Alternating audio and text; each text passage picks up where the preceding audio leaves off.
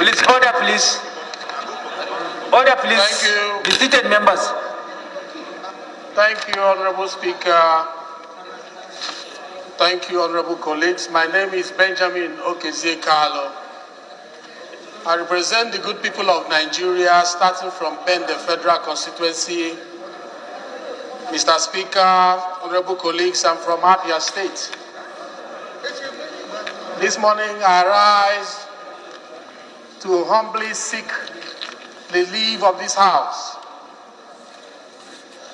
to present a motion on maltreatment and institutional acts of racial discrimination against Nigerians living in China by the government of China. I do this in conjunction with 9 other honorable members. The House is aware that as a result of the mutually beneficial diplomatic and economic relationship between Nigeria and China, about 10,000 Nigerians, including investors, traders, workers, and students, currently reside in and around Guangzhou in the Guangdong province of the People's Republic of China and have generated massive trade volumes between the two countries such that for 2019 alone, Nigeria-China trade value was worth over $8.6 billion. The House recalls that sometimes on April 8, 2020, photos and videos appeared on various social media outlets depicting institutionalized acts of racial discrimination, maltreatment, xenophobic assault, embarrassment, illegal detentions, and forceful eviction of Nigerians and other Africans living in Guangzhou.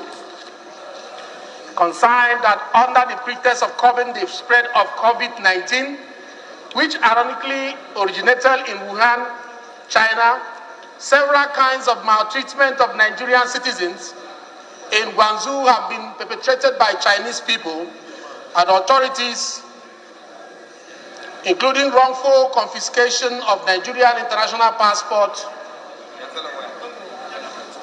prolonged and illegal detention of Nigerians in the name of mandatory quarantine, despite their having certificates of clean health,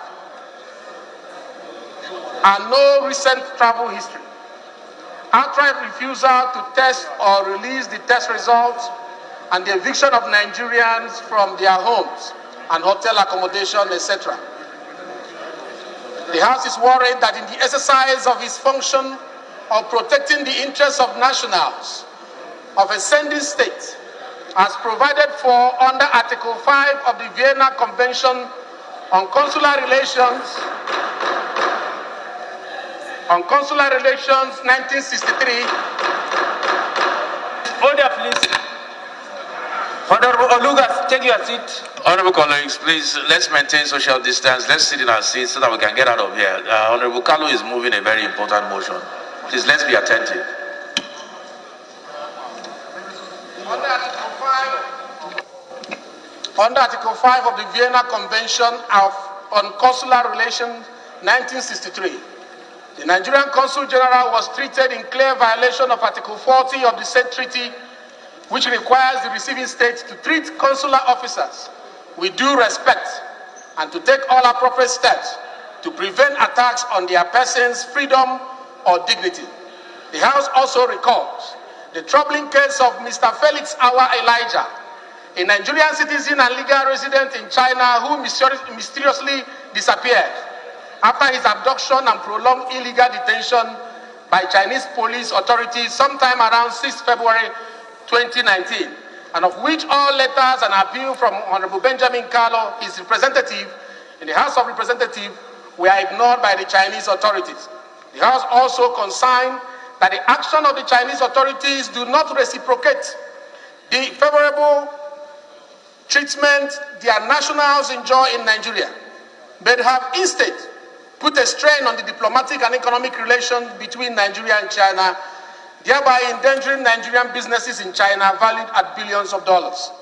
Also worried that the actions and inactions of the Chinese authorities clearly establish a trend of racial discrimination as defined in Article 1, Sub 1 of the International Convention on the Elimination of All Forms of Racial Discrimination to mean any distinction, exclusion, restriction, or preference based on race, color, descent, or national or ethnic origin, which has the purpose or effect of nullifying or impairing the recognition, enjoyment, or exercise on an equal footing of human rights and fundamental freedom in the political, economic, social, cultural, or any other field of public life, and that such actions and inactions are in breach of several other international conventions to which Nigeria and China are signatories.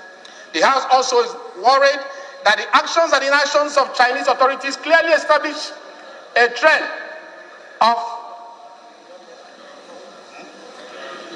racial discrimination as defined in Article 1.1 of International Convention on the Elimination of All Forms of Racial Discrimination to mean any distinction, exclusion, and restriction of preference based on race, color.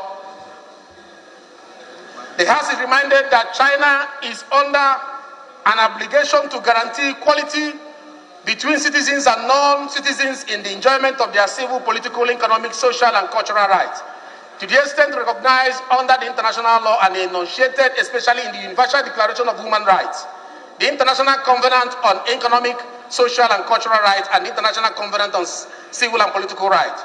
The House is also aware that the Honorable Speaker of the House, Right Honorable Femi Gbajabiamila, the Honorable Minister of Foreign Affairs, Mr. Geoffrey Onyema, and Nigerian Ambassador to China, His Excellency Ahmed Jida, undertook various independent and coordinated intervention, including meetings with the Chinese Ambassador to Nigeria, Dr. Zhu Pinzhon, to register Nigerians' displeasure with the incident.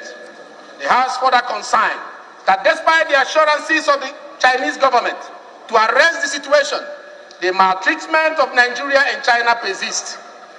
The House acknowledges that it has become imperative to take further action to ensure the safety and welfare of Nigerians in line with the provisions of Section 14 2B of the Constitution of the Federal Republic of Nigeria, 1999.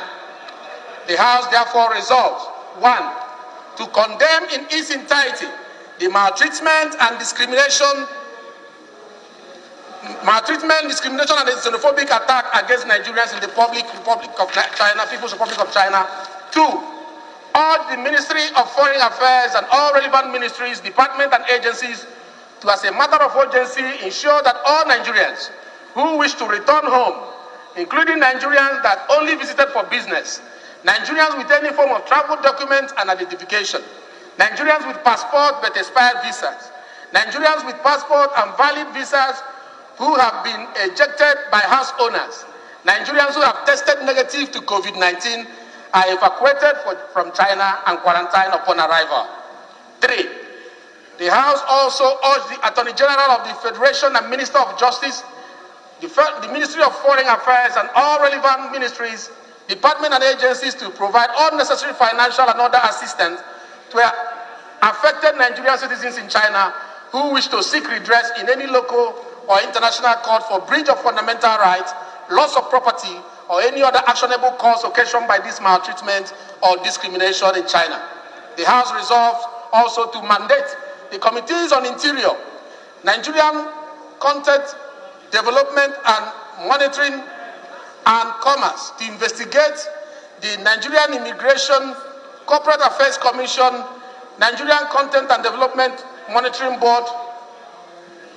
I take that again. Mandate the Committees on Interior, Local Content and Commerce to investigate the Nigerian Immigration Corporate Affairs Commission, Nigerian Content and Development Monitoring Board, and any other relevant ministry, department, or agency to check the validity of all immigration documents of every Chinese person in Nigeria and the expatriate quota of all the Chinese businesses in Nigeria to ascertain the number of illegal and undocumented Chinese immigrants in Nigeria,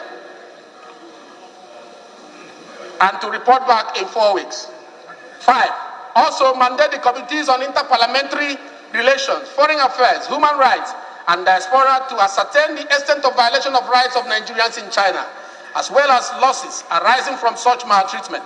and to further engage the Chinese parliament appropriately to register Nigerians' National Assembly's condemnation of the maltreatment, discrimination, and xenophobic attack against Nigerians in China, and to ensure the cessation of such action by its people and government, and that treatment meted to Nigerians are compatible with China's human rights obligation, and to report back within 4 weeks for further legislative action.